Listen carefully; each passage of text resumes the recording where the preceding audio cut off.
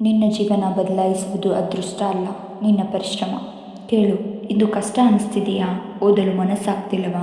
ಎಲ್ಲರೂ ಮುಂದೆ ಹೋಗ್ತಿದ್ದಾರೆ, ನಾನು ಮಾತ್ರ ಹಿಂದುಳಿದಿದ್ದೀನಿ ಅಂತ ಅನಿಸ್ತಿದೆಯಾ?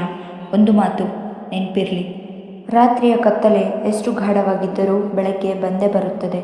ಹಾಗೆ ನಿನ್ನ ಪರಿಶ್ರಮಕ್ಕೆ ಫಲ ಸಿಕ್ಕೇ ಸಿಗುತ್ತದೆ. ಅದು ವ್ಯರ್ಥವಾಗುವುದಿಲ್ಲ. ಇಂದು ನೀನು ಪುಸ್ತಕ ತೆರೆದು ಓದುತ್ತಿರುವ ಆ 1 ಗಂಟೆ ನಾಳೆ ನಿನ್ನ ಬದುಕಿನ ದಿಕ್ಕನ್ನೇ ಬದಲಿಸಬಹುದು. ಇವತ್ತು ನೀನು ತ್ಯಾಗ ಮಾಡು, ಮೊಬೈಲ್ ಬಿಡು, ಆಲಸ್ಯ ಬಿಡು, ನಿದ್ರೆ ಕಡಿಮೆ ಮಾಡು, ಒಂದು ಕನಸಿಗಾಗಿ ದುಡಿ. ಯಾಕೆಂದರೆ ಒಂದು ದಿನ ನಿನ್ನ ಅಪ್ಪ ಅಮ್ಮ ಹೆಮ್ಮೆಯಿಂದ ಹೇಳಬೇಕು, ಇವನು ನನ್ನ ಮಗ, ಇವಳು ನನ್ನ ಮಗಳು ಅಂತ.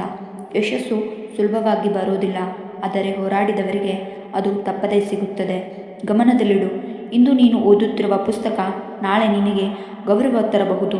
ಇಂದು ನೀನು ಬರೆಯುತ್ತಿರುವ ನೋಟ್ಸ್ ನಾಳೆ ನಿನ್ನ ಫ್ಯೂಚರ್ ಬರೆಯಬಹುದು. ಇತರರು ನಿದ್ರೆ ಮಾಡುತ್ತಿರುವಾಗ ನೀನು ಓದು, ಇತರರು ಕಾರಣ ಹೇಳುವಾಗ ನೀನು ಪ್ರಯತ್ನ ಮಾಡು, ಇತರರು ಕೈ ಬಿಟ್ಟಾಗ ನೀನು ಹೋರಾಡು. ಒಂದು ದಿನ ನೀನೇ ಉದಾಹರಣೆ ಆಗ್ತೀಯಾ? ಹೇಳು ನಿನ್ನ ಮನಸ್ಸಿಗೆ, ನಾನು ಸೋಲೋಕ್ಕೆ ಹುಟ್ಟಿಲ್ಲ, ನಾನು ಸಾಧಿಸೋಕ್ಕೆ ಹುಟ್ಟಿದ್ದೀನಿ.